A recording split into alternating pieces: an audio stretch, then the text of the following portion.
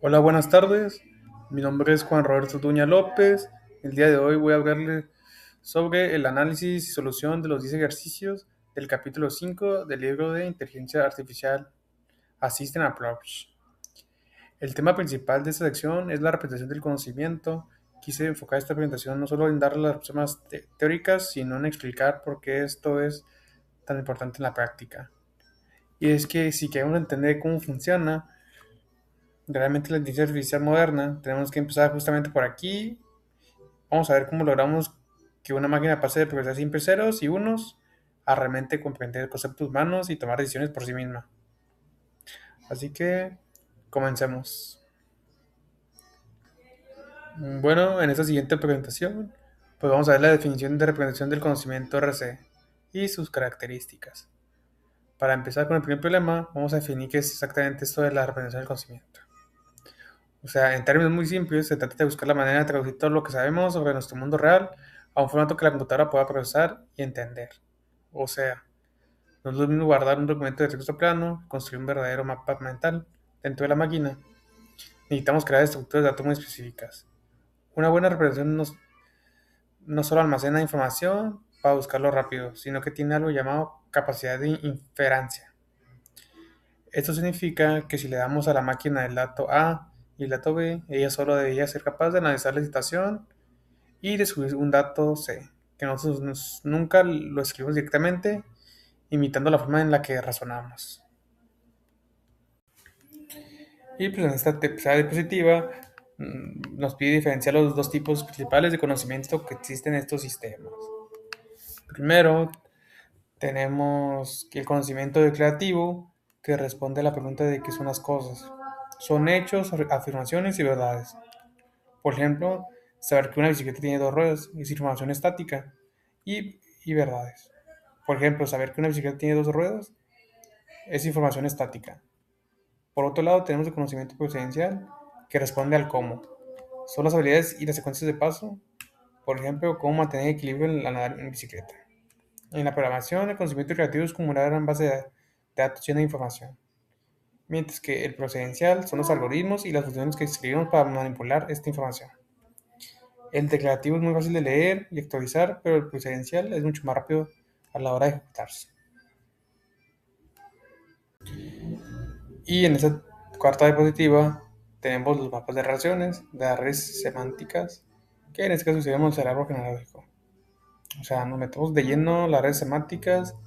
O sea, imaginen que esto es un gran dilema de conexiones, donde los conceptos son los círculos y las relaciones entre ellos son las flechas. El libro nos pide modelar un árbol genealógico, que es el ejemplo perfecto si en nuestra red conectamos con una flecha.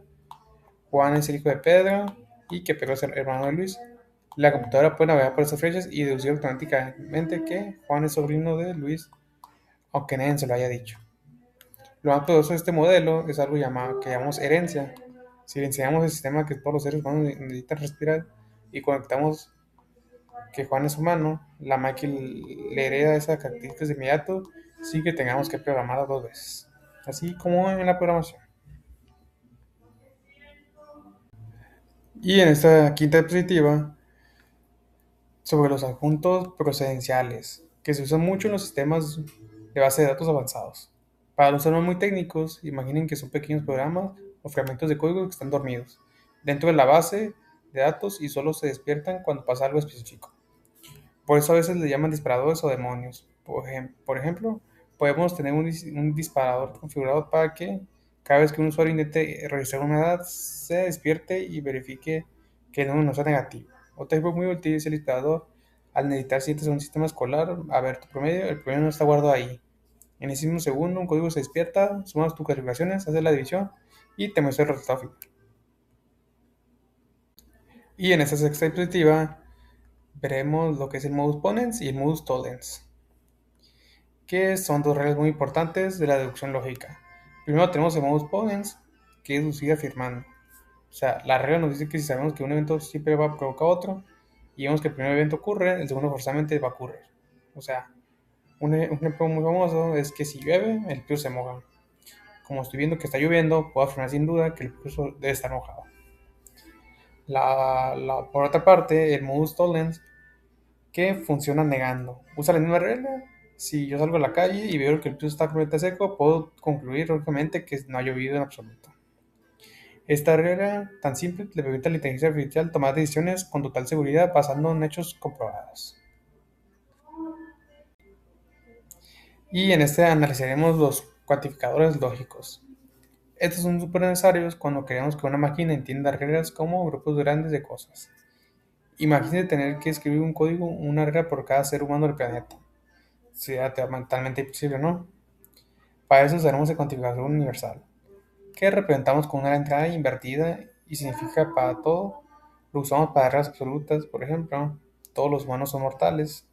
Por otro lado, tenemos el cuantificación existencial, que es una E al revés, y significa que existe al menos uno, y lo usamos cuando sabemos que hay excepciones o casos únicos dentro de un grupo. Por ejemplo, existe al menos una persona que ha caminado en la luna. Eso se le da a la computadora los límites exactos para entender cómo funciona nuestro mundo. Y en esta diapositiva ponemos en práctica todo esto traduciendo frases de nuestro idioma normal a la lógica en primer orden, que viene siendo el lenguaje matemático de las máquinas. Este es un paso crítico porque nuestro idioma a veces es ambiguo y confuso, pero las matemáticas no. Por ejemplo, para traducir una ballena es un mamífero, creamos una conexión estricta que se lee así. Para cualquier objeto en el universo, si resulta que es un objeto, es una ballena, entonces forzosamente es un mamífero. Si queremos traducir algo más simple como que Jane ama a John, simplemente definimos la relación directa y ponemos a los sujetos como variables. Como este formato tan estricto, evitamos a cualquier malentendido y nos aseguramos de que el sistema procese la información de forma perfecta. Y en esta perspectiva, que es la ventaja de la lógica de predicados. En esta nos hacemos una pregunta muy interesante, porque esta lógica de predicados que acabamos de ver es mejor que la lógica proporcional más antigua. La respuesta está en el nivel de detalle y flexibilidad. La lógica antigua es muy básica y ve las oraciones enteras como si fueran un solo bloque concreto que no se puede romper. En cambio, la lógica del predicador es como tener piezas de Lego, nos permite desarmar la frase para analizar los objetos de forma individual y ver sus características principales. Gracias a esto podemos usar una variable lógica como la X o la Y para crear leyes generales. Esto se le da a los sistemas modernos un poder de razonamiento muchísimo más grande y a nosotros los programadores nos ahorra escribir miles de líneas de código repetitivas. Y en este perspectiva veremos cómo toda esta lógica cobra vida en la práctica usando Prolog. Prolog es un lenguaje de programación muy especial que fue diseñado específicamente para la inteligencia artificial. Lo interesante aquí es que no programamos como lo harías en Java o Python, donde tienes que hacer ciclos condicionales diciendo paso a paso qué hacer. Aquí trabajas puramente dándole Prolog los hechos y las reglas. La sintaxis es bastante curiosa porque se escribe al revés. Primero pones la secuencia, por ejemplo, le escribes el piso está mojado si llueve. Una vez que alimentas el sistema con todas estas reglas lógicas, tú lo haces las preguntas y el motor interno de Prolog hace el trabajo pesado, conectando las variables y buscando las respuestas correctas totalmente por su cuenta.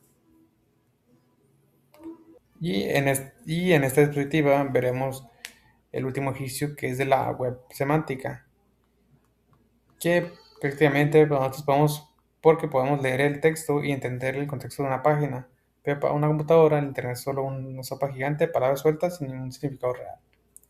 La web semántica busca cambiar eso. Su objetivo es agregar etiquetas de información especiales ocultas en el código para que las computadoras puedan entender qué se trata exactamente de cada página. Así tú le pides a una inteligencia artificial busca información sobre una película, no solo busca el texto, sino que entenderá la conexión lógica entre el director, los actores y las fechas, navegando por internet como si fuera una gigantesca base de datos inteligentes. Y bueno, para terminar esta presentación, voy a dar mi conclusión, que dándome cuenta, me doy cuenta que esto no se trata solamente de comprar servidores gigantes para guardar millones de datos. O sea, de nada sirve tener toneladas de información si la máquina no entiende qué hacer con ella. Entonces se trata de la presentación del conocimiento, de darle a la computadora un mapa mental y enseñarle las redes de nuestro mundo para que éste le entienda y razone mejor. Y por mi parte es todo.